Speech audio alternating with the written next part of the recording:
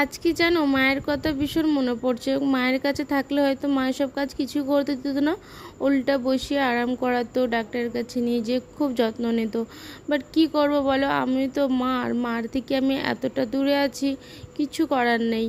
তো আমিও যখন মা আমার সন্তানরা না খেয়ে থাকবে, কষ্ট করবে, সেটা তো আমিও সহ্য করতে পারবো না।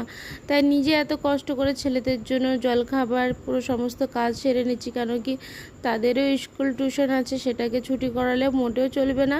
তো তার জন্য ওদেরকে ব্রেকফাস্ট করে দিয়ে স্কুলে টিউশনে পাঠিয়ে দিলাম। তারপর আমি গরম জল নিয়ে নিলাম, কেন কি দাঁতে প্রচণ্ড ব্যথা পাচ্ছিলো। তো ভাবলাম সকালে যখন গরম জলটা খাচ্ছি তো একটু লেবু চিপে নিই। তো লেবু চিপে নিচ্ছে। জানো আমার প্রবলেমটা কী হয়েছে দাঁতে?